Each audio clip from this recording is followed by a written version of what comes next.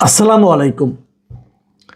একদিন আগে চট্টগ্রামের জামায়াত নেতা শাহজাহান চৌধুরীর যে কিছু বক্তব্য ছিল যে প্রশাসনকে তাদের কথা অনুযায়ী চলতে হবে, তাদের কথা অনুযায়ী মামলা দিতে হবে, তাদের কথা অনুযায়ী গ্রেফতার করতে হবে, যে কথাগুলি বলেছিলেন এবং সেটা নিয়ে বেশ আলোচনা হয়েছিল। আমি তার সঙ্গে আরেকটা পয়েন্টে কথা বলেছিলাম যে আল্লাহ চান যে জামাত নির্বাচনে জয়ী হোক, সে কথাটাও আমি বলেছিলাম। সেটা নিয়েও যে আমরা শিরোনাম করেছিলাম যে আল্লাহ কি চান সেটাও জানে জামায়াত, মানে ওই শাহজাহান চৌধুরীর বক্তব্য সম্পর্কে আলোচনা করেছি। আলোচনাটা যদি জামাতের বিপক্ষেও যায়, সেটা নিয়ে কমেন্ট না করার কিছু নেই, তাদেরও তো একটা বক্তব্য থাকতে পারে, আমারও তো কিছু ভুল হতে পারে।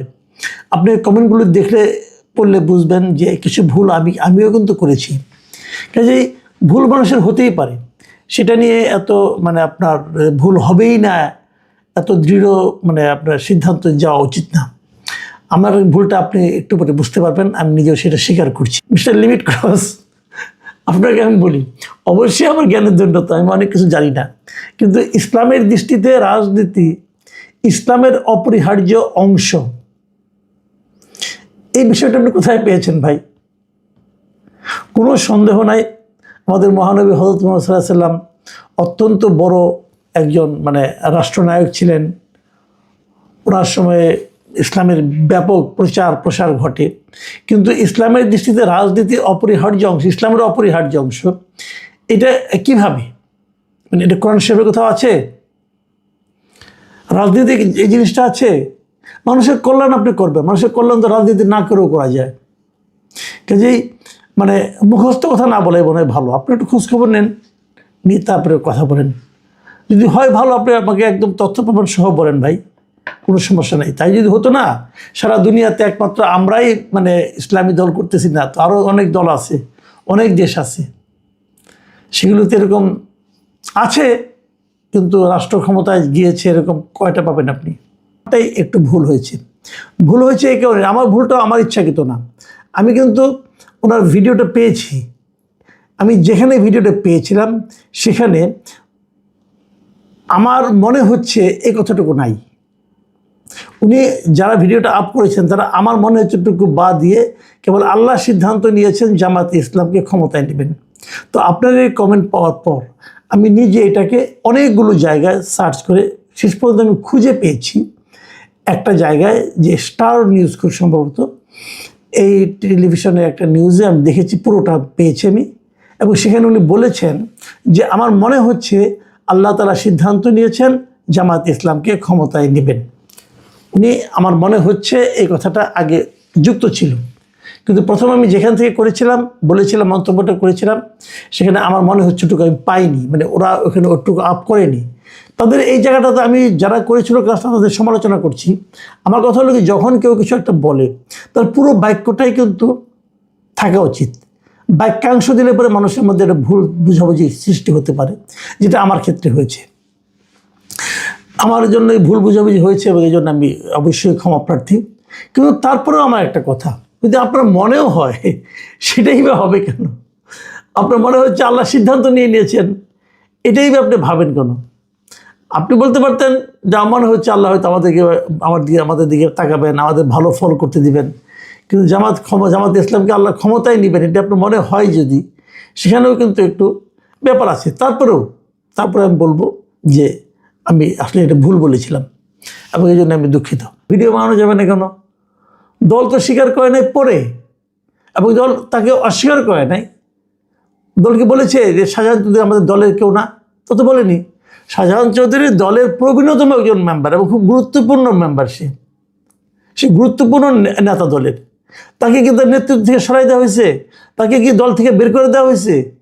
দল বলছে যে উনি যা বলেছেন এটা ওনার ব্যক্তিগত মন্তব্য, তো ওনার ব্যক্তি হিসেবে ওনার অবস্থান আছে না সোসাইটিতে, ওনার এলাকায় আছে না, দলের মধ্যে আছে না? এটা নিয়ে ভিডিও বানানো যাবে না কেন ভাই? আর এখানে হাসির কী হলো? আপনি কোথায় হাস্যকর দেখলেন? শুনেন ভাই, একটা কথা বলি, যদি আপনার বিপক্ষে কিছু যায় যেটা আপনার কাছে কোনো জবাব নাই, সেটা এরকম কথা যদি কেউ বলে, সেটাকে হাস্যকর বলা তো ঠিক না। যা হোক, আপনার দল তো স্বীকার করেছে উনি কাজটা ঠিক করেন নাই, ওটাকে যথেষ্ট। কিন্তু কপাল ভালোর কী আছে ভাই? আপনি যদি আমার সেই ছবিটা দিতেন তা আমার কপালে খারাপের কি আছে? আমি তো কোনো কপাল খারাপ দেখি না। দেখেন, আমার কিন্তু কোনো রাজনৈতিক দলের প্রতি কোনো ধরনের বিশেষ ভালোবাসা, বিশেষ আনুগত্য, বিশেষ বিরাগ, বিশেষ ঘৃণা নাই। আমার কাছে সব দলই সমান। কোনো একটা দল যখন ভালো কাজ করে আমি তার প্রশংসা করি, কোনো একটা দল যখন খারাপ কাজ করে তখন তার আমি সমালোচনা করি। হিসাব ভাই সিম্পল। সশস্ত্র বাহিনী দিবসে কার হাত থেকে খেজুর নিয়েছিলাম এটা মনে না থাকার কোনো কারণ নাই। খেজুর নয়, আপনি ওটা বুঝতে পারেননি।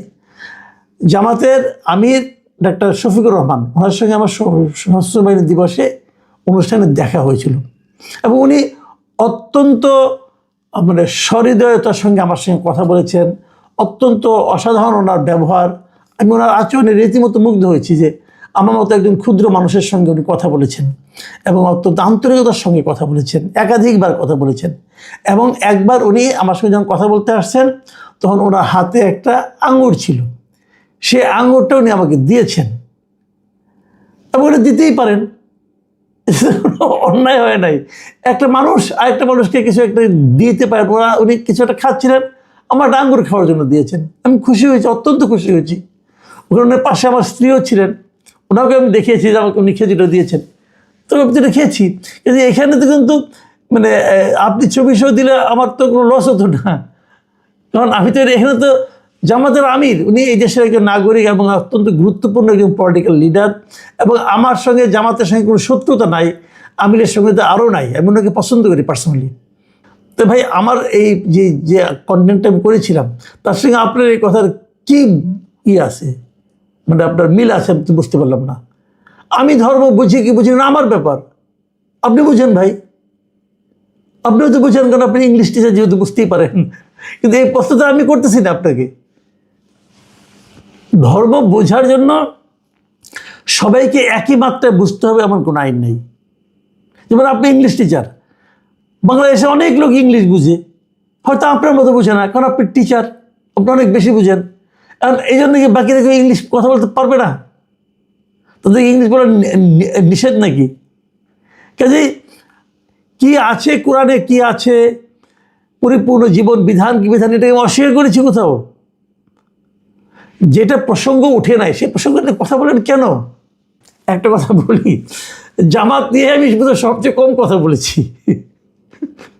জামাত নিয়ে বোধহয় এটা আমার একমাত্র কথা বলা, এবং সেটাও একটা ঘটনা ঘটেছে বলে আমি ঘটনার প্রেক্ষিতে বলেছি।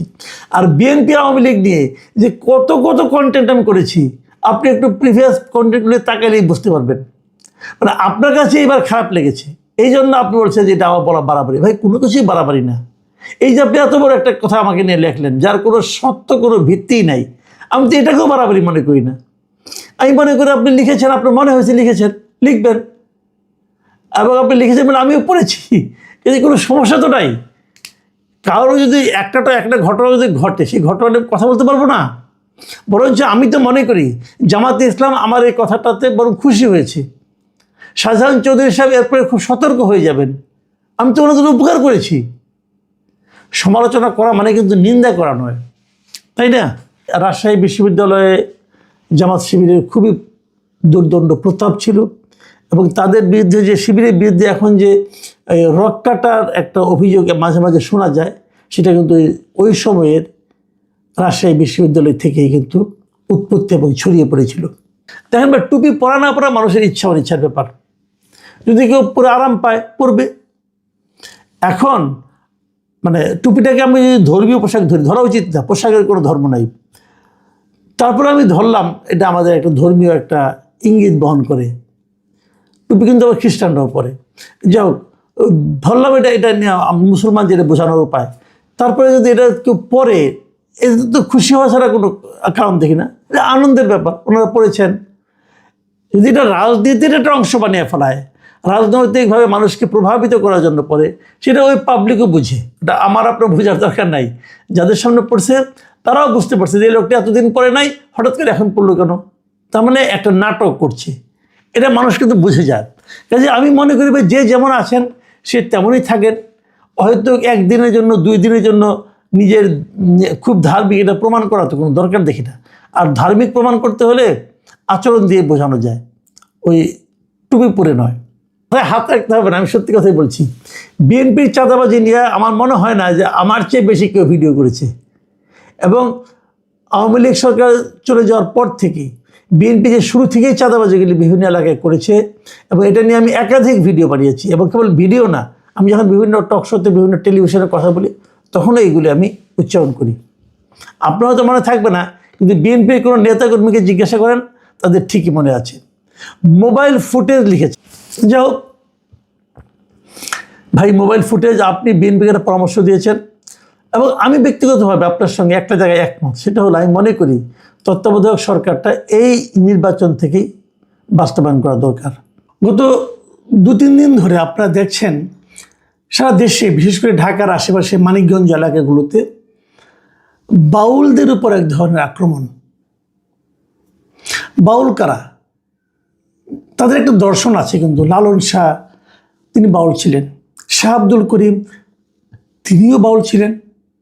বেশ কিছুদিন আগে শাহ আব্দুল করিম সম্পর্কে ভারতের এক সঙ্গীত শিল্পী কালিকা প্রসাদ, ওনার একটা ইন্টারভিউ আমি দেখেছিলাম। সেখানে উনি শাহ আব্দুল করিমের জীবনযাপন নিয়ে কথা বলেছেন। এই বাউল গান নিয়ে শাহ আব্দুল করিমের যে কি আন্তরিকতা, সেটা নিয়ে কথা বলেছেন।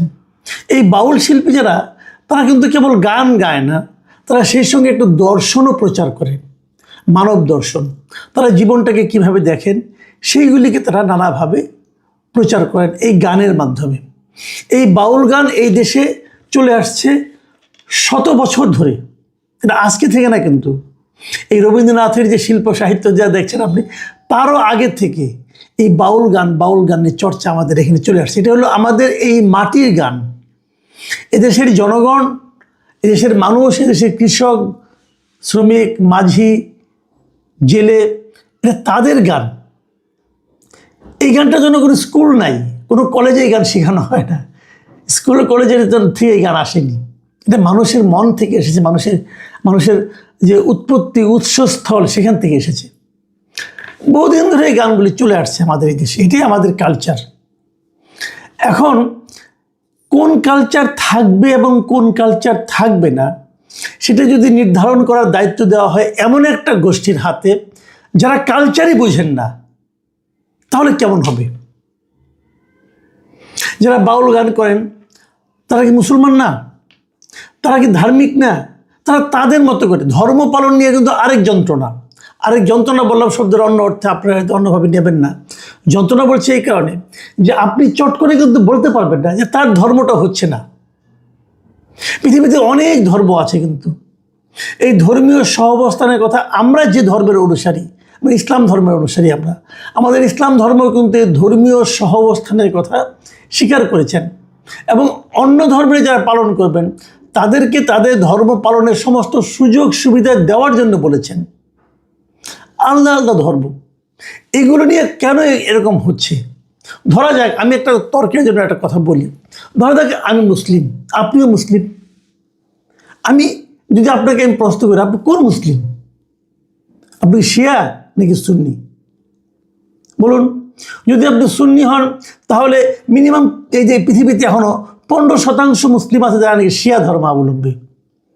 তারা কি অমুসলিম? আচ্ছা ঠিক আছে, রাখেন এটা। আপনি যখন সুন্নি মুসলিম বলেন, তখন আপনাকে যদি আমি প্রশ্ন করি, আপনি সুন্নি মুসলিমের কোন মাযহাবের অনুসারী? মাযহাব মোটামুটি 4টা মাযহাব তো আছে না, বলেন। যেমন যদি আপনি হানাফি মাযহাবের অনুসারী হন, তাহলে হানাফির সংখ্যা কত? এই সুন্নি মুসলিমের সংখ্যা হলো প্রায় 85%-এর মতো লোক। পৃথিবীতে যত মুসলমান আছে তার 85% হলো সুন্নি মুসলিম। এই সুন্নিদের মধ্যে, এই 85-এর মধ্যে 45% হলো হানাফি।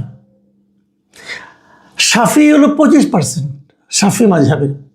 মালিকি মাযহাবের হলো 15%-এর মতো, হাম্বলি মাযহাবের হলো 5%-এর মতো। আর আপনি কোনটা ভাই? যদি আপনি হানাফি হন, তাহলে 45% আপনার। তাহলে দেখেন টোটাল মুসলমানের মধ্যে আপনি কিন্তু মাত্র 45%-এর অনুসারী, এবং হানাফি নয় এমন লোকের সংখ্যা কিন্তু মুসলিমদের মধ্যে 55%। তাহলে 55% ভুল, আপনি ঠিক।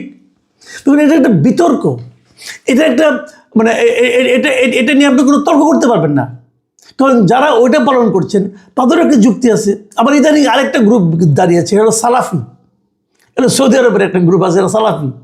তো আপনি কি সালাফি? আপনি কীভাবে তর্ক করবেন? কার নিয়মে তর্ক করবেন? পৃথিবীতে এই মুহূর্তে মুসলিম কান্ট্রি কয়টা আছে? মুসলিম কান্ট্রি অনেক আছে, কিন্তু ইসলামের শাসন প্রচলিত আছে কোন দেশে বলেন?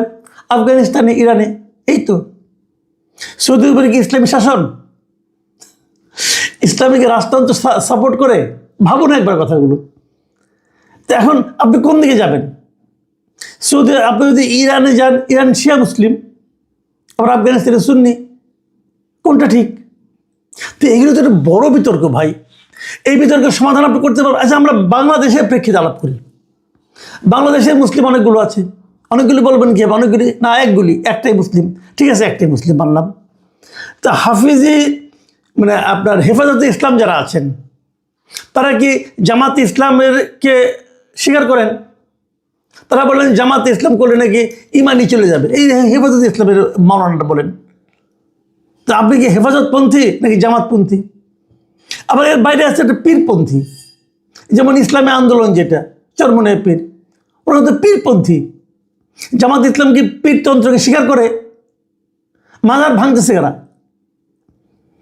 মাজার কারা ভাঙতেছে? বাজার যারা ভাঙতেছে তারা কোন লাইনের লোক? তারা তো হেফাজতে ইসলামের লাইন, তারা তো চরমনাই লাইনের লোক না, তারা তো জামাত লাইনের লোক। তাহলে এখানে আপনি এখানেই ধরেন, এখানে আপনি কোনটা মানবেন? ইদানিং আরেকটা আমরা দেখতে পাচ্ছি, বিভিন্ন ইউটিউবে আপনি দেখবেন অনেক ইসলামী স্কলার বক্তৃতা করেন, অনেক নাম করা স্কলার আছে। যেমন আজহারি সাহেব একজন আছেন, খুব নাম করা এবং খুব ইংরেজি বাংলা আরবি মিলাই মিশিয়ে অনেক বক্তৃতা করেন, খুব জ্ঞানী লোক। তাহেরি সাহেব একজন আছেন, আবার এনায়েতুল্লাহ আব্বাসী নামে একজন আছেন। এখন আপনি কোনটা শুনবেন? এনায়েতুল্লাহ আব্বাসী যেটা বলেন, আজহারি সাহেব কি সেটা বলেন? ভাবুন আপনি কোনটা? ভাই এরকম যদি আপনি ধরতে থাকেন না, তাহলে আপনি ঝামেলা পড়ে যাবেন ভাই। কাজে আপনার যেটা বিশ্বাস হয়, আপনার যে জ্ঞান, আজকে আপনার যে জ্ঞান, আপনি এই জ্ঞান দিয়ে যেটাকে সঠিক মনে করেন আপনি সেটা পালন করেন। আগামীকাল কিন্তু আপনার জ্ঞানের ব্যাপার পরিবর্তন হতে পারে। আগামীকাল হয়তো আপনি এনায়েতুল্লাহ আব্বাসীর একটা বক্তৃতা শুনে মনে হলো আরে এটি তো ঠিক, তখন আপনার আজহারিকে বাদ দিয়ে এনায়েতুল্লাহ আব্বাসীর ওই কথা ফলো করবেন। আবার দুদিন পরে এখান থেকে আরেক জায়গায়, এটা হতেই পারে, এটা কিন্তু সমস্যা নাই। কারণ আপনি তো আপনার জ্ঞান দিয়ে চিন্তা করতেছেন। যে জিনিসটা আমি বুঝি না সেই জিনিসটা আমাকে বোঝানোর লাভ নাই। ধরেন আমি একটু উদাহরণ দিয়ে বলি, ক্লাস 5-এর একটা ছেলে খুব ভালো অঙ্ক পারে, তাকে যদি আপনি ম্যাথমেটিক্সের মাস্টার্স ক্লাসে একটা অঙ্ক বাইনা দেন, সে যত মেধাবী হোক সেটা বুঝবে? সেটা বুঝবে না। সে যদি না বুঝে তাহলে কি মাস্টার্সের অঙ্কটা ভুল হয়ে গেল? তাও তো হলো না। আমি আপনি ক্লাস 5-এর ছাত্র রে ভাই, আমি আপনি ক্লাস 5-এর ছাত্র। আর এনায়েতুল্লাহ আব্বাসী অথবা আজহারি সাহেব ওনারা মাস্টার্সের স্টুডেন্ট ইসলামের ক্ষেত্রে, অথবা মাস্টার্স পাস করে গেছেন। তো ওনাদের অনেক কিছু আমরা এখন বুঝবো না, পরে বুঝবো। কাউকে অবিশ্বাস করার কোনো দরকার নাই। আপনার জ্ঞান বুদ্ধিতে যতটুকু কুড়ায় ততটুকু আপনি করেন। তাহলে কি বেসিকটা কি? বেসিকটা যে যেটা করে তাকে সেটা করতে দেন। যদি আপনারটা ঠিক হয় আপনি আপনারটা পালন করেন, অন্যকে ঘাড়ে ধরে আপনার পথে আনার তো কোনো দরকার নাই। এই অধিকার তো আপনাকে কেউ দেয় নাই রে ভাই। দেশের আইনও আপনাকে দেয় নাই, ইসলামও আপনাকে দেয় নাই। তাহলে ওটা আপনি কেন করছেন? এইগুলো করতে যে কি হয়েছে দেখেন, এই বাউলদের নিয়ে যেটা হলো, জেল হাজতে পাঠিয়ে দিল। আবার তার অনুসারীরা মানিকগঞ্জে গেলেন একটা প্রোগ্রাম করতে, তাদেরকে পিটাইয়া পানিতে ফেলে দিলেন। দেখলাম তো, ভিডিও দেখলাম ভাই। এটা কোনো মানবিক কাজ হলো? আপনি পারেন, পিঠের মধ্যে লাথি মারলেন আপনারা, এই কাজটা আপনি করতে পারেন, বেশ কয়েকজনকে আহত করলেন। এটা কেন করলেন? এই দেশটা এরকম ছিল না, কেন হলো এরকম? এই দেশটা হলো মততন্ত্র। আপনারা যে মত করছেন এটা ইসলাম না ভাই। আমি ইসলাম ভালো বুঝি না, আমি হয়তো ক্লাস 5-এর ছাত্র অথবা পড়াশোনাও শুরু করিনি, কিন্তু আমি আমার কমন সেন্স দিয়ে বলতেছি ভাই, এটা ইসলাম না, এটা কোনো ধর্মই না। আপনারা যেটা করতেছেন এটা হলো মততন্ত্র। মতকে ইসলাম সমর্থন করে না।